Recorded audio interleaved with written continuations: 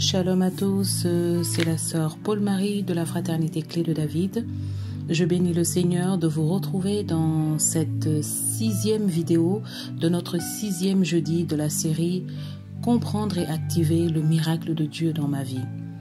Je rends grâce à Dieu pour votre vie, pour votre assiduité à ces jeudis d'intercession et particulièrement à ce programme spécial que le Seigneur a suscité et qu'il nous donne de partager et dans sa présence en nous enseignant de grandes choses sur notre âme, sur la façon que nous pouvons libérer nos vies afin de pouvoir accueillir sa grâce. Aujourd'hui, dans ce 6e jeudi, nous allons parler de la haine,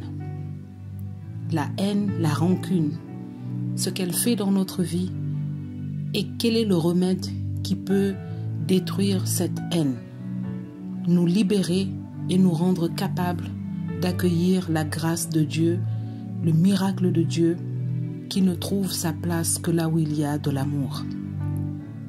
La parole nous dit que celui qui est en nous est plus grand que celui qui est dans le monde. Et celui qui est en nous, c'est l'Esprit de Jésus-Christ, le Fils de Dieu, le message d'amour de Dieu dans nos vies. Alors, je voudrais te dire que Dieu est notre force. Et pour avoir la force de Dieu, nous devons être remplis de lui. Il dit que celui qu'il est amour et que celui qui demeure en lui demeure dans l'amour. La puissance que Dieu a manifestée pour sauver le monde, c'est l'amour. Donc, Dieu est rempli d'amour. Et il nous donne ce qu'il a de plus puissant en lui. Lorsque nous disons que Dieu est notre force, cela veut dire que son amour pour nous est notre force. Car nous ne méritons rien, mais il nous a tout donné jusqu'à nous donner son Fils unique. Aujourd'hui, nous allons voir que la haine est un puissant moyen que l'ennemi utilise dans nos vies pour nous détruire, pour nous enlever notre élection au miracle, à la grâce. Et après ces 5 jeudis, nous avons vu la progression de ces sentiments, de ces semences maléfiques qu'il met dans nos vies pour nous empêcher de voir les bontés de Dieu dans notre vie. Il passe par le découragement, par le doute, par l'impatience, par la frustration, par la colère, par faire de nous des personnes révoltées, des rebelles, et pour nous installer dans une haine, pour posséder notre cœur par la haine, afin de nous empêcher de voir la gloire de Dieu. Alors, nous allons essayer de décrire déjà ce que c'est que la haine. J'ai vraiment cherché à trouver une définition proprement dit de la haine et je n'en ai pas vraiment trouvé une seule. Le Saint-Esprit a mis en moi déjà plusieurs définitions de ce poison, comme je l'appellerai. Nous allons dire que la haine est un sentiment qui dépasse la colère. C'est un sentiment d'extrême colère. C'est un sentiment de colère tenace qui cherche à faire du mal, qui cherche à voir le mal dans la vie de ceux que nous tenons pour responsables.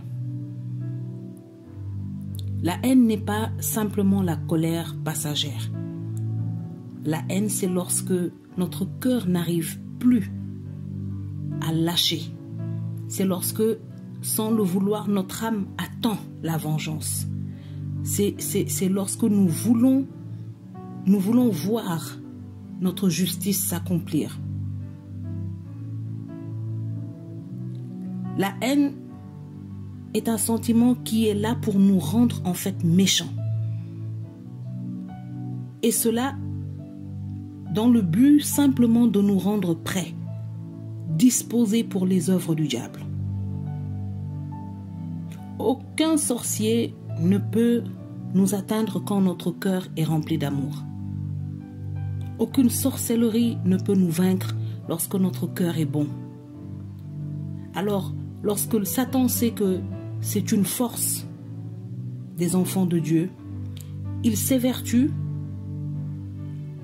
à exciter toutes sortes de choses et de situations autour de nous afin de nous blesser, afin de nous décourager, de nous frustrer, afin de nous pousser à nous rebeller contre Dieu, contre les autorités autour de nous, contre nous-mêmes parfois, contre les règles, contre la loi, contre la vertu. Et il crée ainsi en nous un sentiment de haine. Il nous dispose pour ses œuvres. Parce qu'il n'y a qu'un cœur rempli de haine, une vie remplie de haine, qui peut manifester les œuvres du diable, comme la sorcellerie. Vous savez, il y a certaines personnes qui n'ont pas de fétiche, qui ne sont pas les grands sorciers qu'on peut imaginer, qui tuent, qui mangent la chair humaine. Mais ce sont des personnes qui sont remplies d'une haine, qui sont remplies de tellement de ce poison que rien que leur regard, leurs mots, les dispositions de leur cœur peuvent détruire une autre personne. Elles portent en elles, à cause de cette haine, une onction dévastatrice. Et elles peuvent blesser, tuer l'âme de plusieurs personnes parce qu'elles sont remplies de cette haine. Cela me rappelle une histoire d'un dessin animé que les enfants aiment bien qui s'appelle Kirikou. Et dans ce dessin animé, il y avait une femme appelée dite sorcière. Je dis dite sorcière puisqu'à la fin, il s'est avéré que ce n'était pas une sorcière, mais elle avait été transformée en une sorcière parce qu'on avait enfoncé dans son dos un clou. Et la douleur de ce clou avait suscité en elle tellement de rage, tellement de frustration, tellement de colère, tellement de révolte, tellement de haine, qu'elle a été transformée en une sorcière qui avait la capacité de transformer des hommes, de faire du mal à tout un village. Et cette histoire nous raconte que Kirikou a découvert la source de la méchanceté de cette sorcière Karaba. Et lorsqu'il a extrait ce clou ou cette pointe de son dos, elle a été soulagée, elle a retrouvé la paix, elle a été guérie et est redevenue la belle princesse qui lui était destinée même en mariage. Voilà l'objectif de la haine dans nos vies. C'est de nous rendre méchants pour que nous soyons prêts pour les œuvres du diable. La haine, nous pouvons dire que c'est un poison mortel. Il est mortel pour la personne qui le porte et c'est un venin mortel aussi pour les autres. Nous pouvons aussi dire que la haine est un venin et que si ce venin n'est pas vomi, s'il n'est pas extrait du corps par la grâce de Dieu, par l'amour de Dieu, ce venin finit par empoisonner tout le corps, toute la vie, pour la rendre amère. Nous pouvons dire que la haine, c'est la formation accélérée, la formation élaborée de l'enfer. Parce que c'est le diable qui est méchant. C'est le diable en fait qui a une haine constante et persistante contre l'homme. Et c'est dans cette haine qu'il est tout le temps en train d'entraîner l'homme pour venir le rejoindre en enfer. Il ôte de la vie des hommes tout ce qu'il y a comme joie, comme espérance, comme paix, qui sont des dons de Dieu, en manipulant les circonstances de leur vie afin de les remplir de haine et d'amertume. Et nous verrons ce sujet lors de notre dernier jeudi. Il faut donc que tu comprennes que pour être diplômé de l'école de Satan, il faut qu'il parvienne à tuer en toi tout amour et toute compassion. Et ça, il le fait de façon progressive et violente. Il commence par semer un petit découragement. Il commence par te faire voir que Dieu n'est peut-être pas le seul apte à pouvoir t'aider. Il commence à susciter dans ta vie de l'impatience. Il utilise une stratégie progressive et violente. Il charge ton âme de frustration. Il charge ton âme de colère. Il te manipule de sorte à ce que tu tombes dans une révolte où tu te rebelles contre toute autorité, à commencer même par Dieu, où tu commences à remettre en question les décisions de Dieu dans ta vie. Il finit par installer en toi cet état de mort, bien que tu sois vivant. Il met en toi ce poison qu'on appelle la haine. Il tue l'amour et la compassion en toi, afin que tu puisses être malléable dans ses mains. La haine est donc la formation de Satan. La haine, c'est le diplôme de l'école de Satan. La haine, c'est la stratégie que Satan utilise. C'est la mauvaise graine qu'il sème en nous pour tuer en nous tout amour et toute compassion. Or, si l'amour disparaît de notre cœur et de notre vie, cela veut dire que Dieu disparaît aussi de notre cœur et de notre vie. Car il est écrit que Dieu est amour, et qui demeure en Dieu demeure dans l'amour. Alors tu dois refuser. Tu dois refuser qu'une quelconque haine s'installe dans ton cœur. Pour qui que ce soit. La seule haine que tu dois avoir, elle doit être dirigée contre le péché, contre Satan et ses œuvres. C'est la seule haine que nous devons avoir dans le cœur. Parce que la haine envers nos frères, elle est destructrice. Elle ressemble à une arme qui est chargée et qui est prête à tuer. Lorsqu'un homme, une femme est rempli de haine à cause des circonstances, des blessures de la vie, c'est un homme qui est déshumanisé. Vous voyez, il y avait une série qui s'appelait 24 heures chrono, où l'acteur principal était un homme qui avait été déshumanisé. Le système avait détruit toute sa vie pour pouvoir faire de lui un homme hargneux, un homme frustré, un homme prêt à tout, qui n'avait plus rien à perdre. Il était simplement rempli de haine. Il fallait juste lui confier une mission. Il le faisait sans peur, sans reculer. Il tuait de manière froide parce qu'il n'avait en lui plus aucun sentiment. On l'a déshumanisé pour qu'il soit un agent efficace pour le système. C'est ainsi que l'ennemi opère. Il cherche à nous déshumaniser par la haine de nos frères et de nos sœurs, par la haine de Dieu, de son œuvre.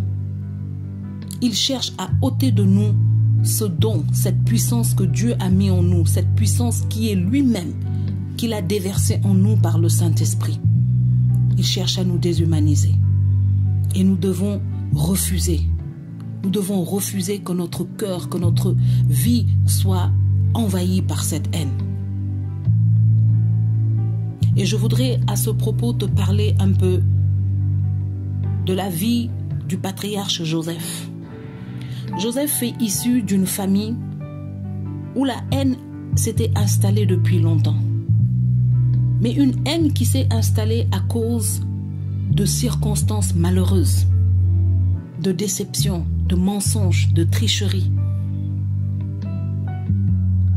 Et Joseph est issu de cette famille.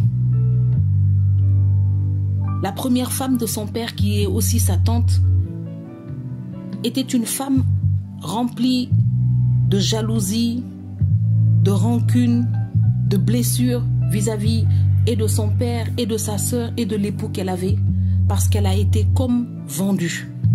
Et à cause de cela, elle n'a jamais trouvé l'amour. Elle s'est toujours sentie blessée, rejetée. Elle a mis au monde 3 fils. Et elle a donné à tous ces 3 fils des noms qui avaient pour mission de plaire à son mari, de gagner la faveur, l'attention de son mari, en vain. Et lorsqu'elle a mis au monde un 4e fils, elle a décidé de tourner sa plainte en action de grâce vers le Seigneur. Elle n'a plus cherché à nommer cet enfant pour gagner la faveur de son mari. Elle s'est dit, j'ai assez cherché la faveur des hommes. Maintenant, je vais simplement remercier l'Éternel pour la grâce qu'il m'a fait. Si je n'ai pas l'amour de mon époux, j'ai l'amour de Dieu qui m'a béni et qui m'a donné jusqu'à 4 enfants. le nom de ce quatrième enfant sera un nom qui fera référence à mon action de grâce pour ce que Dieu est pour moi. Alléluia. Et c'est de cet enfant que sera issu le grand roi David et toute sa lignée. C'est de cet enfant que sera issue la lignée terrestre du Sauveur. Parce que le Sauveur, notre Seigneur Jésus-Christ lui-même, est venu dans ce monde pour sauver ce qui était perdu. Il est venu pour transformer la haine en amour, la haine qui a été semée par le péché. Il est venu vaincre cela par la puissance de l'amour qu'il a déployé à son sacrifice à la croix. Donc il y a une révélation. Lorsque nous abandonnons notre amertume, notre haine, notre déception, et que nous tournons vers Dieu des regards reconnaissants, Dieu sortira de notre épreuve un témoignage. Et voici que la mère même de Joseph a grandi dans la haine, dans la jalousie de sa sœur, parce que son amour a été bafoué, trahi par son propre père. Cette haine va la mener jusqu'à commettre un péché grave qui appellera même la malédiction sur sa vie, malheureusement. Parce qu'elle avait gardé cette haine, cette rancune envers son père, qui avait volé, on va dire, toute sa vie, tous ses rêves. Elle qui était amoureuse de Joseph, elle qui l'aimait, elle qui l'attendait ce grand jour, elle a été trompée par son propre père. Elle a dû partager l'amour de sa vie avec sa sœur. Elle a dû subir la stérilité. Malgré l'amour de son mari, elle n'arrivait pas à être heureuse. La profondeur de son désarroi était telle qu'elle avait même demandé la mort. Puis la Bible nous dit que Dieu se souvint d'elle et lui donna enfin un fils. Et ce fils, c'est Joseph. Joseph, le fils de Jacob, qui lui-même a été très déçu, a souffert lorsqu'il a vu que pour son premier mariage, on l'avait trahi. Lorsqu'il a vu qu'il avait travaillé en vain. Il y avait tellement de raisons pour installer la haine dans cette famille. Et cette haine qui avait été installée dans le cœur des uns et des autres, créant de la rivalité, était allée jusqu'à même impacter la vie de certains enfants, créant en eux de la violence, de la haine aussi, de la rancune qu'ils vont manifester plus tard à leur frère Joseph. Voici de quel milieu Joseph est issu. Mais Joseph est né avec une onction particulière, ce que j'appelle la faveur, l'onction de l'amour même. Pourquoi? Parce que Joseph est le fruit de l'amour qui était tant attendu, de l'amour premier, de l'amour initial, de l'amour qui était prévu. C'est-à-dire l'amour, le fruit de l'amour qui est issu de Jacob et de Rachel, la femme qu'il a toujours aimée. Et donc, Joseph va naître avec cette onction. Et cette onction était en fait une onction réparatrice. Il est né avec l'onction de l'amour pour réparer tous les cœurs brisés dans sa famille, celui de son père, de sa tante, de sa mère, de ses frères. Et cela a fait de lui un garçon bon, un garçon innocent, qui ne soupçonnait pas le mal. Comme nous le dit la parole de Dieu, l'amour ne soupçonne point le mal. Il ne voyait pas la jalousie de ses frères. Il ne voyait pas la haine qui existait entre les deux femmes de son père. Il ne voyait pas le désarroi de son père. Il était rempli de cette joie que procure l'amour de Dieu. Il avait la faveur de Dieu sur sa vie. Il avait ce sceau de l'amour sur lui. Et pourtant, Joseph a vécu la trahison de ses propres frères.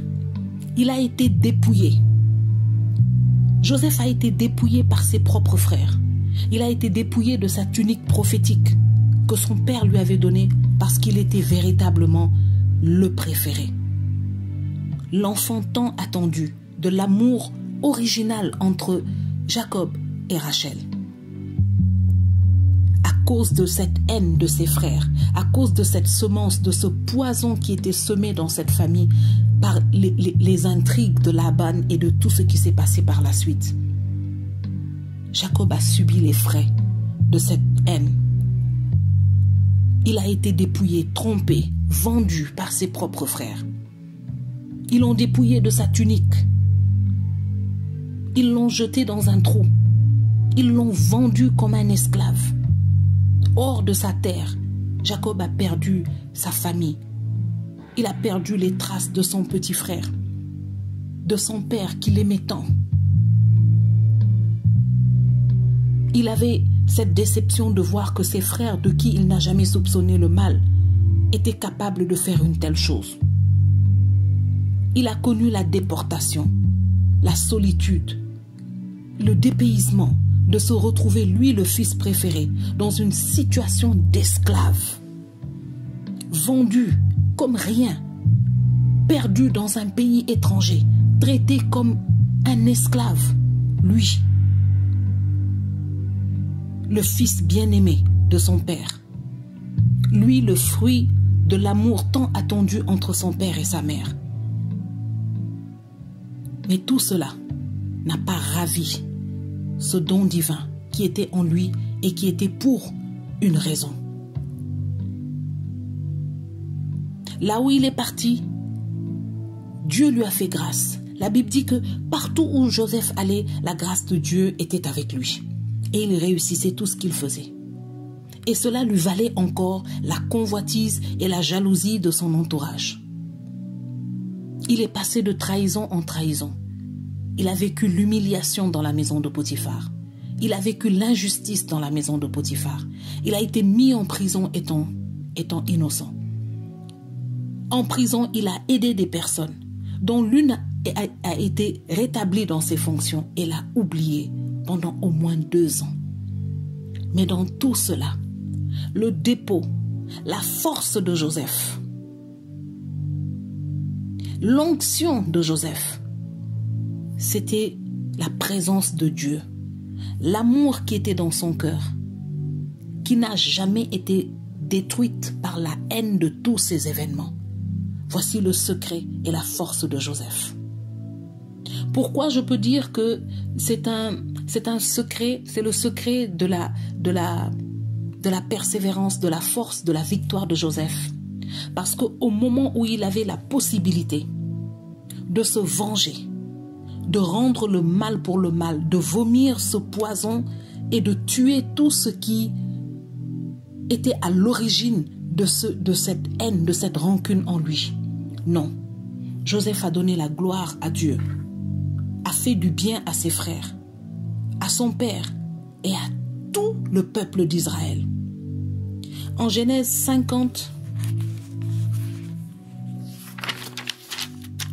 au verset 20, la Bible nous dit ceci, qui révèle tout le cœur profond de Joseph.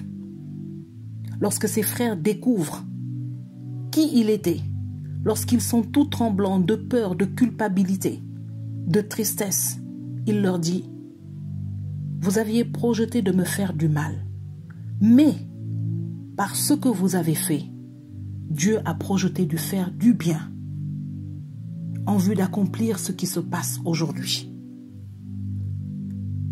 pour sauver la vie à un peuple nombreux. Joseph prend toutes les mauvaises choses qui se sont passées dans sa vie. Il fait un résumé et se rend compte que Dieu l'a toujours gardé. Dieu est resté fidèle à tout ce qu'il lui avait montré, en lui disant qu'il serait comme un soleil, en lui disant qu'il serait une gerbe de blé devant laquelle tous ses autres frères se prosterneraient. Dieu a réalisé cela. Mais ô combien de temps ça a pris! Ô combien le chemin a été long! Voyez tout ce par quoi il est passé. Il avait toutes les raisons d'être un homme hargneux, haineux, méchant, Il avait toutes les raisons d'être rempli de rancune contre ses frères. Il avait toutes les raisons d'être plein de haine contre la coépouse de sa mère. Il avait toutes ces raisons de haïr l'Égypte à cause de ce qu'il a subi chez Potiphar, à cause de la prison, de l'ingratitude, de cet échanson du roi qu'il a aidé, qu'il a oublié. Il avait tellement de raisons. Mais il avait la révélation. Il avait cette force, ce dépôt que Dieu avait mis en lui en vue d'accomplir un grand dessein au travers de lui. Aujourd'hui, je voudrais te dire, mon frère, ma sœur, toi qui m'écoutes, que tu dois refuser tout ce que l'ennemi cherche à semer dans ton cœur. Tu dois refuser cette haine qui s'installe dans ton cœur pour une personne. Aujourd'hui, prends la décision de pardonner, de laisser aller et de laisser Dieu défendre ta cause. Le Seigneur a la capacité de mener ce combat pour toi et lui ne perd aucun combat. Aujourd'hui, je voudrais te dire que la Bible nous dit en 2 Corinthiens 5, en 2 Corinthiens 2 au verset 5 et 6, « Pardonne, après un blâme, n'accable pas. Si quelqu'un t'a fait du mal, parle à cette personne. Fais-lui s'il le faut des reproches. Ensuite, pardonne-la. Libère-la. Ne la retiens pas dans ton cœur, parce que le gardien d'une prison est en prison. » Et aujourd'hui, je voudrais t'inviter à faire cette vidange de ton cœur et de ton âme, en appelant au fond de toi l'amour de Dieu qui est répandu en nos cœurs par le Saint-Esprit. Là où tu te trouves en cet instant, pose ta main sur ton cœur et dis au Saint-Esprit, « Je t'invite dans mon cœur. Je veux véritablement être libéré de cette haine pour telle personne. Je veux abandonner entre les mains de Dieu ces personnes et tout ce qu'elles m'ont fait. Je refuse d'avoir non seulement subi ce mal, mais d'être encore rempli de ce poison qui a pour mission de me détruire, qui a pour mission de me faire ressembler à Satan et de partager son enfer. Je le refuse. Saint-Esprit, viens dans mon cœur. J'ai besoin de toi. Opère cette vidange dans mon âme maintenant. Je prends la décision avec toi de lâcher maintenant toute haine et d'accueillir ton amour qui me guérit, qui me libère, qui restaure en moi l'image du Dieu d'amour, qui me fait demeurer dans l'amour et en Dieu. Merci Saint-Esprit. Et pendant que tu fais cette prière, le Seigneur vient transformer ton être tout entier. Il vient visiter ton cœur. Il vient transformer le vieil homme et détruire ton ancienne nature pour te donner d'expérimenter maintenant la joie, la paix qui est contenue dans l'amour que Dieu déverse dans nos cœurs par le Saint-Esprit. Mon frère, ma sœur, pour toi qui m'écoutes ce soir, je suis sûre que ton témoignage est aussi grand que tout ce qui t'a emmené à être enfermé dans cette haine. Mais au nom de Jésus, je prie aujourd'hui que l'onction qui était en Joseph, qui ne l'a jamais laissé être prisonnier de la haine, mais qui l'a toujours rendu vainqueur du mal par le bien, cette onction qui l'a mené de la prison au palais, descend sur toi maintenant au nom de Jésus-Christ par la puissance du Saint-Esprit qui répand sur toi maintenant une pluie de l'amour de Dieu qui te pénètre du sommet de la tête jusqu'à la plante de tes pieds, qui traverse ta mémoire, qui traverse ton esprit, ton âme, ton cœur, qui vient faire toute chose nouvelle en toi, te libère et te fait rayonner maintenant de cette puissance qui a mené Jésus-Christ à la croix pour te sauver, pour me sauver, pour sauver l'humanité entière.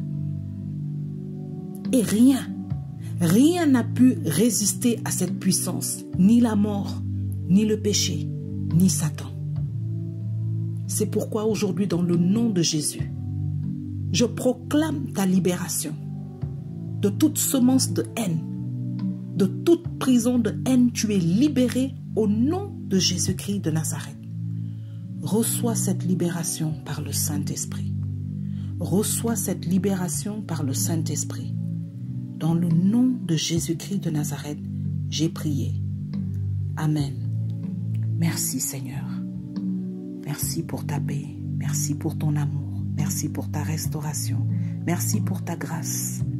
Merci pour ta présence et pour ton amour. Alléluia.